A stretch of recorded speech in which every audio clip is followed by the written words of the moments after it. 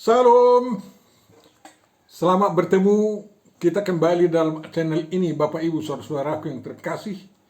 Channel yang kita sebut channel Langsung Sitorus.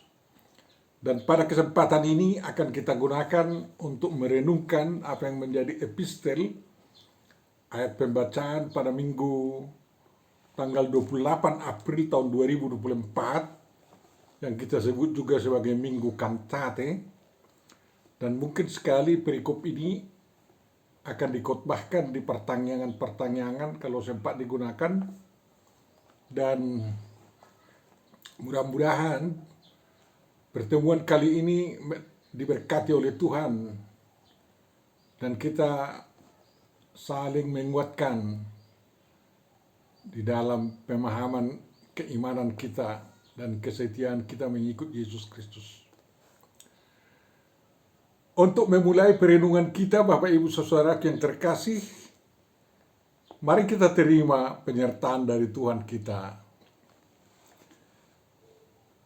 Anugerah dari Tuhan kita Yesus Kristus, kasih setia Allah Bapa dan persekutuan Roh Kudus, kiranya menyertai dan memberkati kita semua. Amin. Firman yang akan kita renungkan, Bapak Ibu Saudara, ditentukan dari Matius 15 ayat 8 sampai ayat 20. Marilah kita baca. Bangsa ini memuliakan aku dengan bibirnya, padahal hatinya jauh daripadaku. Percuma mereka beribadah kepadaku, sedangkan ajaran yang mereka ajarkan ialah perintah manusia. Lalu Yesus memanggil orang banyak dan berkata kepada mereka, "Dengar dan camkanlah, bukan yang masuk ke dalam mulut yang menajiskan orang, melainkan yang keluar dari mulut, itulah yang menajiskan orang."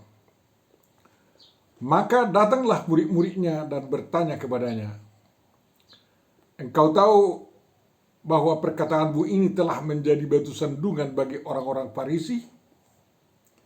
Jawab Yesus, "Setiap tanaman yang tidak ditanam oleh Bapakku yang di surga akan dicabut dengan akar-akarnya. Biarkanlah mereka itu. Mereka orang buta yang menuntun orang buta. Jika orang buta menuntun orang buta, pasti keduanya jatuh ke dalam lubang." Lalu Petrus berkata kepadanya, "Jelaskanlah perumpamaan itu kepada kami." Jawab Yesus, "Kamu pun masih belum dapat memahaminya? Tidak tahukah kamu bahwa segala sesuatu yang masuk ke dalam mulut turun ke dalam perut lalu dibuang di jamban? Tetapi apa yang keluar dari mulut berasal dari hati, dan itulah yang menajiskan orang. Karena dari hati timbul segala pikiran jahat, pembunuhan, perzinahan, percabulan, pencurian, sumpah palsu, dan hujat. Itulah yang menajiskan orang. Tetapi makan dengan tangan yang tidak dibasuh tidak menajiskan orang." Demikian firman yang akan kita renungkan, Bapak Ibu Saudaraku yang terkasih. Tentu saja yang berbahagia adalah orang yang mendengarkan, memelihara, memahami, menghayati, dan juga melakukan firman Tuhan. Amin. Di dalam almanak kita diusulkan juga apa yang menjadi tema perenungan kita sesuai dengan atau mengikuti evangelium yang akan dikhotbahkan juga, mengatakan orang yang mencari Tuhan akan memuji namanya. Saya berkata, kan nyanyikanlah nyanyian baru bagi Tuhan. Dan di dalam Mazmur 22 itu, ya Mazmur mengatakan bahwa dia memuji-muji Tuhan. Sekarang kita tiba kepada masalah soal mulut tidak memuji Tuhan dan bagaimana agar mulut bisa memuji Tuhan dan bukan yang keluar dari sana menajiskan orang. Bapak Ibu saudaraku yang terkasih, Yesus mengutip apa yang dinubuatkan oleh Yesaya pada waktu itu. Semasa Hizkia masih merajai di Israel. Karena waktu itu memang terjadi kemunafikan di kalangan bangsa Israel. Ya. Mengapa munafik? Karena mereka rajin beribadah. Kita tahu bahwa Raja Hizkia waktu itu melakukan reformasi kan. Jadi ada reformasi Hizkia, kemudian ada reformasi Josia belakangan. Jadi karena adanya pembaharuan semangat keagamaan itu, tentu saja bibir orang Israel itu mengucapkan kata-kata yang memuliakan Tuhan. Tapi hati mereka masih terpaut kepada kepada penyembahan berhala di bukit-bukit. Dan Hizkia gagal membasminya itu, membuangnya, mengajak bangsa Israel meninggalkan praktek-praktek ibadah seperti itu. Karena apa ya? Ajaran kakek moyang mereka lah yang mereka takuti. Bukan ajaran Jehovah yang mereka takuti dan mereka patuhi. Jadi pada zaman Yesaya dapat dikatakan bangsa Israel waktu itu lain di bibir, lain di hati. Lidah menjadi tidak bertulang. Sebentar memuliakan, sebentar lagi mengucapkan kata-kata jahat terhadap sesama manusia. Padahal sebenarnya harus sejajar. Mengapa Tuhan Yesus mengutip ini? Apakah memang kejadian di zaman Yesus hampir mirip dengan kejadian di zaman Yesaya tersebut? Tidak identik betul. Karena kita tahu bangsa Israel di zaman Yesus, di mana mereka dijajah oleh orang Romawi, kaum imam-imam terus berusaha agar umat Israel berpegang teguh kepada ajaran-ajaran agama mereka. Demikian juga Farisi, ahli-ahli Taurat dan lain-lain. Tapi mereka, mengapa ibadah mereka itu dikatakan mengajarkan perintah manusia? Memang itu sulit dipahami. Karena apa? Ternyata waktu itu para tokoh-tokoh agama orang Israel dipimpin oleh imam besar di Yerusalem, imam-imam kepala, imam-imam dan Farisi, ahli-ahli Taurat, telah berhasil menjabar-jabarkan hukum Taurat Musa itu menjadi 613 hukum-hukum, aturan-aturan kehidupan sehari-hari.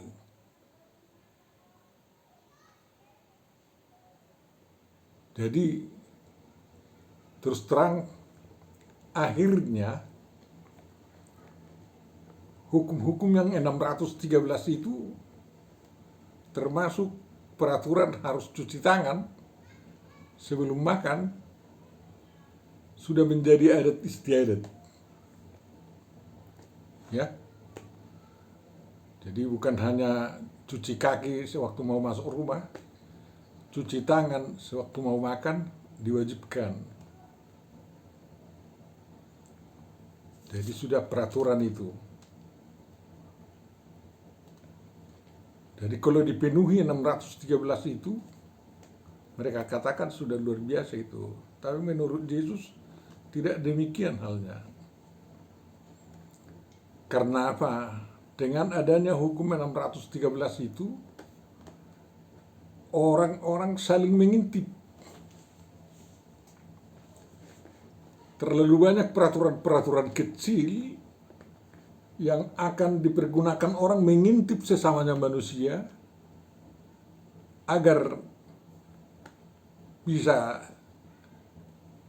dibuat hal-hal yang tidak baik kepada orang yang ditipnya itu. Makanya Tuhan Yesus meringkas hukum Taurat itu tidak dengan hukum-hukum peraturan-peraturan tetek bengek, melainkan dengan hukum kasih, kasihilah sesamamu seperti dirimu sendiri, berdasarkan kasih kepada Tuhan Yahweh Elohim dengan segenap hati, segenap jiwa, segenap akal budi, dengan segenap kekuatan. Dan buahnya dalam kehidupan sehari-hari, perbuatlah kepada orang lain apa yang engkau inginkan dilakukan orang lain kepadamu. Dengan demikian, tidak lagi munafik, tidak lagi lain di hati, lain di bibir, ya, tapi sejalan. Bapak Ibu saudaraku yang terkasih, mungkin yang perlu kita renungkan juga di zaman kita ini, apakah kehidupan kita ini terlalu banyak diatur oleh ajaran-ajaran atau perintah manusia? Kita periksa sebentar kehidupan bergereja kita mengikut Tuhan Yesus Kristus. Saya sering mengkritik perbuatan adat orang Batak Toba terhadap orang tuanya yang saur matua atau sari matua, atau sehubungan dengan orang-orang meninggal lah, terutama yang saur matua atau sari matua. Yang saur matua sudah anak-anaknya semua, putra-putrinya punya anak-anak, berkeluarga semua, ada keturunan. Yang sari matua masih ada di antara putra-putrinya belum nikah, mati orang tua itu. Apalah gunanya dilakukan itu semua peradatan-peradatan? Terus terang, semua adat yang dilakukan sewaktu upacara adat saur matua atau sari matua itu tidak ada sumbangannya untuk mengantar orang meninggal itu masuk surga. Enggak, sedikit pun tidak. Semua peradatan itu dilakukan hanya dengan kepuasan hati orang banyak dan juga tuan rumah, para keturunan.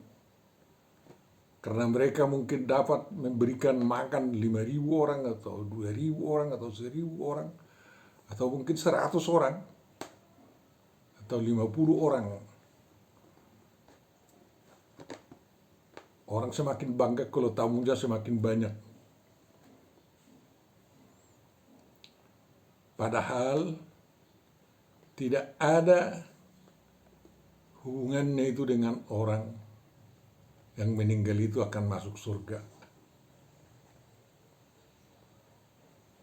Sehingga kita capek aja semua. Sudah banyak usaha untuk meringkasnya, orang tidak mau. Karena apa? Kapan lagi akan kupetik semua singirku, katanya, semua piutangku yang telah mengikuti peradatan selama hidupku, kata anak-anaknya. Pada kesempatan inilah saya akan mengumpulkan banyak tupak dan mengharapkan Mangomo punya keuntungan dalam mengadakan pesta adat Saurmatua. Padahal tidak semuanya begitu, tidak selamanya. Menghabiskan harta sampai ada yang menggadaikan sawah, menjual kerbau, menjual rumah demi pesta adat seperti itu. Dan tokoh-tokoh adat menuntut juga, ini bapakmu ini sudah lama menerima adat-adat selama ini.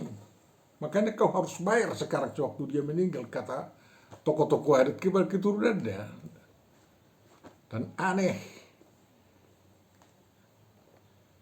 keturunan orang yang meninggal itu diam aja, tidak mau melawan. Dan saya anjurkan orang-orang yang dipaksa begitu melawan. Kalau memang ada harta bendanya yang banyak sekali, ya silakan aja. Tapi kalau orangnya miskin, keturunan daripada orang meninggal itu miskin, untuk apa dipaksa? Saya anjurkan agar semua hubungan, semua hal-hal yang berkaitan dengan meninggalnya orang tua, Saurmatua atau Sarimatua, cukup dilakukan dengan acara gereja, ulau kuria. Tidak beda itu dengan waktu mau nikah juga. Ulau kuria diberkati di gereja, resepsi sedikit orang di rumah. Tidak menghabiskan harta benda. Dan uang akan dihabiskan ke pesta-pesta itu dibuat jadi modal. Memang orang yang kaya raya mengadakan pesta nikah yang luar biasa. Mungkin itu berguna bagi orang nikah itu, menjalin kekerabatan yang baik. Tapi bagi orang yang meninggal ini tidak berguna apa ya adat itu. Jadi kita harus menyadari agar kehidupan kita sehari-hari sehubungan dengan orang meninggal dunia tidak hanya melakukan ajaran perintah manusia. Saya juga anjurkan kepada anak-anak saya, kalau saya meninggal, cukup aja ulau kuria dilakukan. Tak perlu adat Saurmatua yang sangat membebani itu. Istri saya waktu meninggal sudah dibayar semua. Dengan kehadiran 2.500 orang menjadi tamu. Orang bangga, hanya itu bangga aja. Tapi orang tanya, apakah dengan pestamu itu istrimu cepat-cepat masuk surga? Tidak. Saya jawab tidak. Istri saya masuk surga karena anugerah dari Tuhan kita Yesus Kristus dan keselamatan yang mereka lakukan. Dan hanya ulau kuria yang menyampaikan istri saya waktu itu ke tangan Tuhan. Dan saya yakin setelah hamba-hamba Tuhan itu menyerahkannya ke tangan Tuhan, dia berada sepenuhnya di bawah perlindungan Tuhan. Tuhan yang memberikan perlindungan terhadap jasadnya, dan rohnya berada di tangan Tuhan sampai akhir zaman nanti, hari kebangkitan besar itu.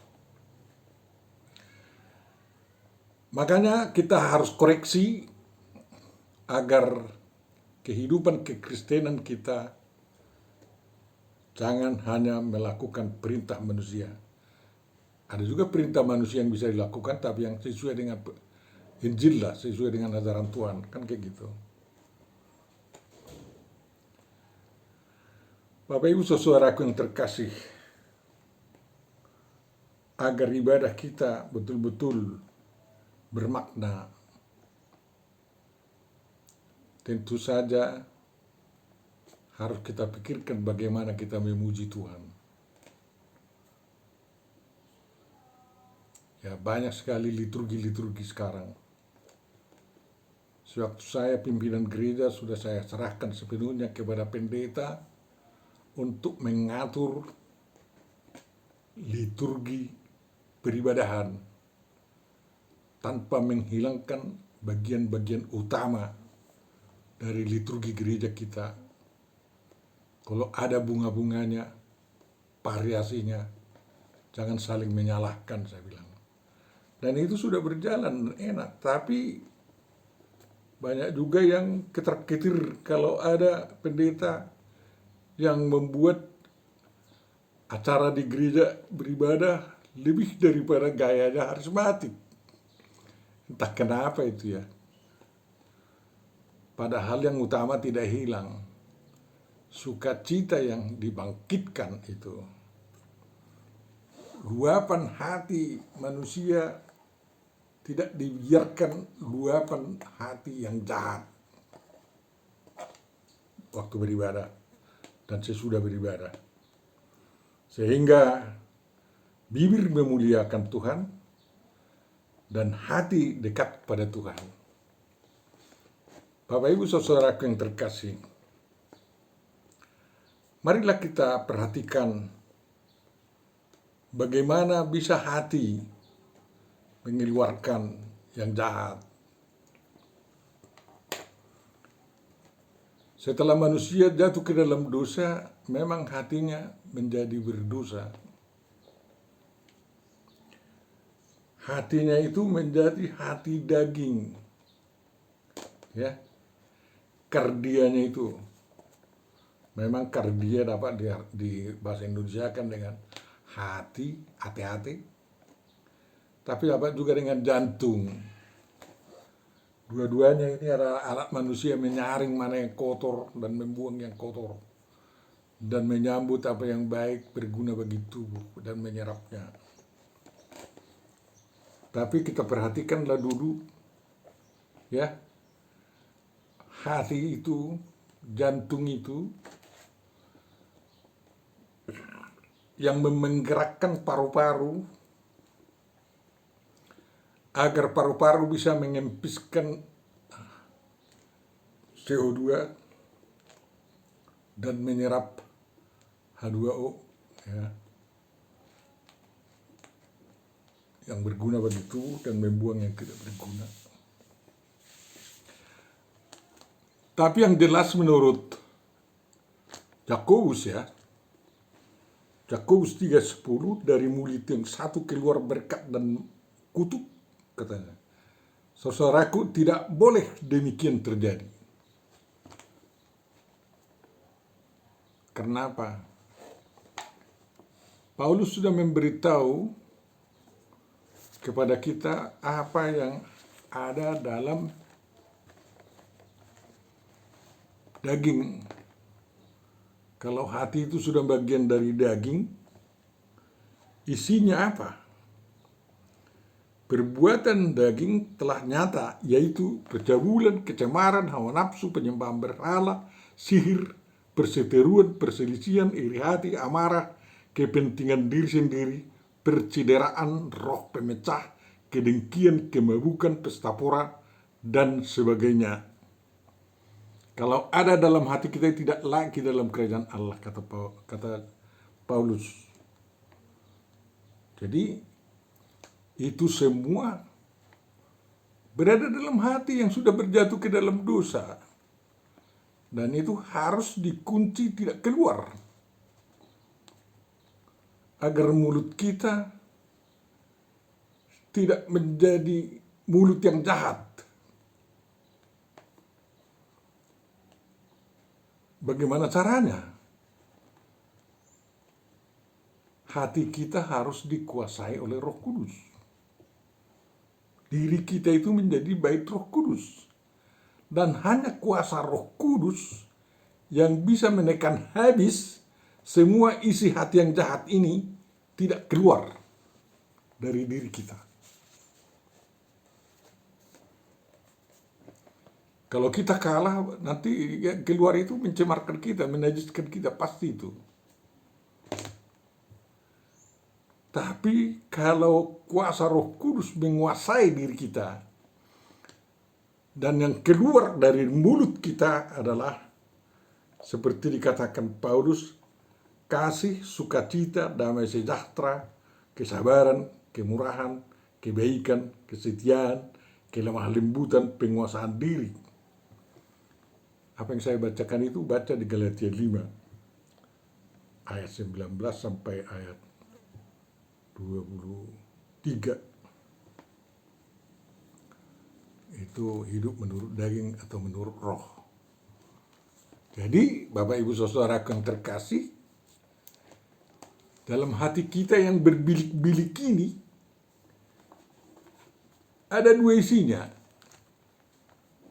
Yang dikuasai Roh Kudus isinya adalah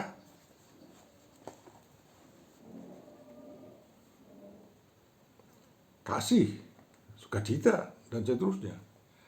Tapi yang dikuasai daging, seperti dikatakan Tuhan Yesus juga dalam ayat ini, adalah pikiran jahat, pembunuhan, perzinahan, percabulan, pencurian, sumpah palsu, dan hujat. Dan apabila itu tidak terbendung, maka keluar dari mulut kita, maka semua kita menjadi najis. Najis, Bapak Ibu Saudaraku. Itulah yang menajiskan. Kalau tidak bisa ditekan agar tidak keluar apa isi hati yang kotor itu. Apakah itu hati kita bisa dibersihkan dari segala hal yang kotor itu, yang jahat itu? Bisa. Asal kita mau, bisa.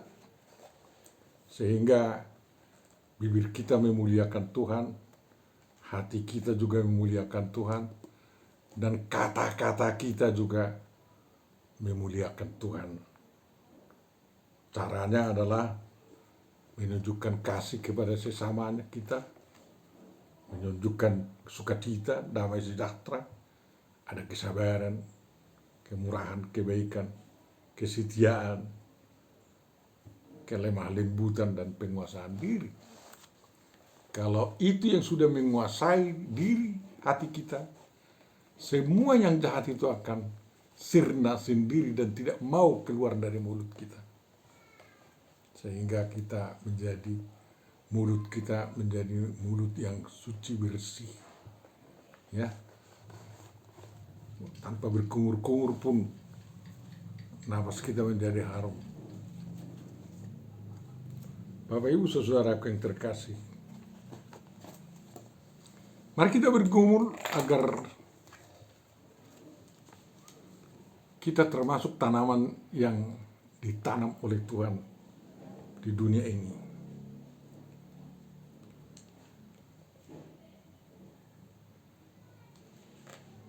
Kalau kita menjadi tanaman iblis, harus dijauhlah sampai akar-akarnya.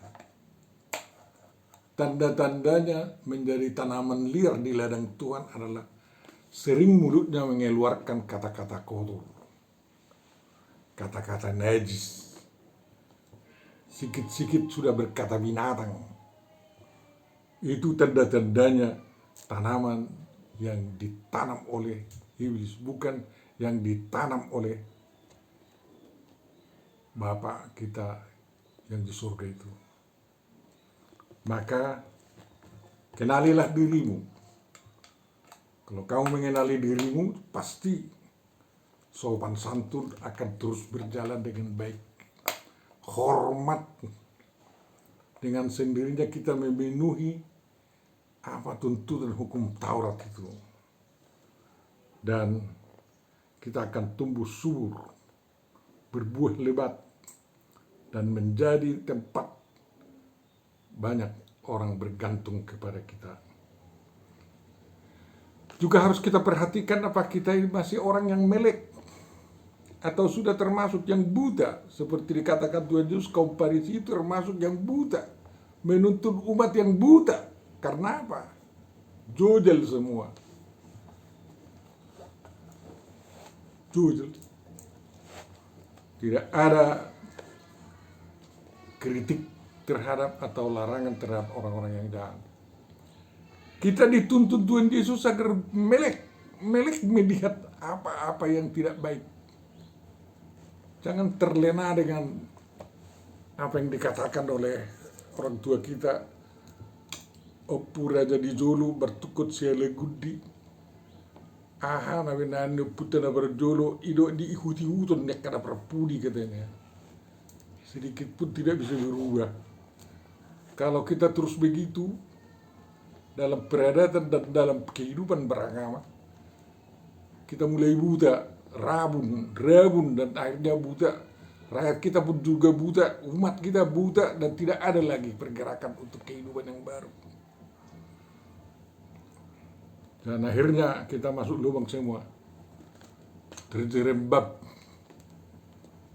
Mendingan masih Tuhan Yesus mau menangkap agar tidak terjerembab ke surga, ke neraka, tetapi ditariknya untuk bisa masuk ke surga.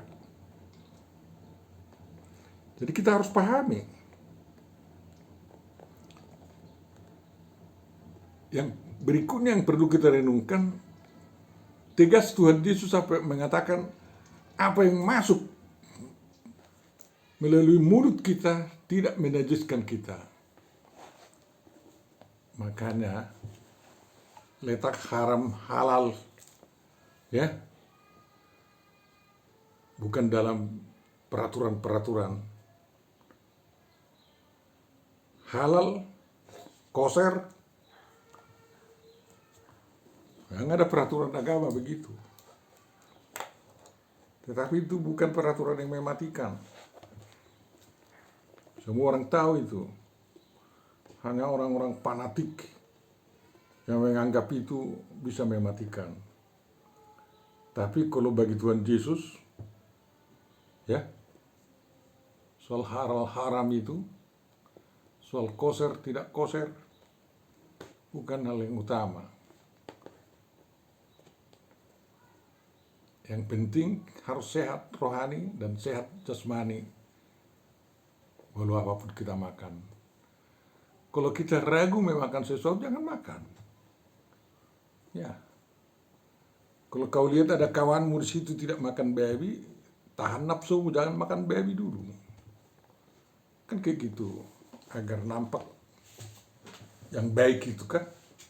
Jadi kalau orang Yahudi tidak bisa makan minum susu sambil makan daging, ya jangan begitu dibikin. Karena ada larangan memang, jangan makan daging bersama susu induknya katanya. Dimasak pun enggak. Jadi apa yang halal bagi kita? Apa yang tidak menajiskan bagi kita? Makanan yang kita doakan dan kita minta restu dari Tuhan untuk menikmatinya. Itu tidak menajiskan kita. Kalau memang kita rakus, sisung kebalanga, ya, ormus, salongelang terjep-jep, itu menyalahilah, menghina Tuhan itu.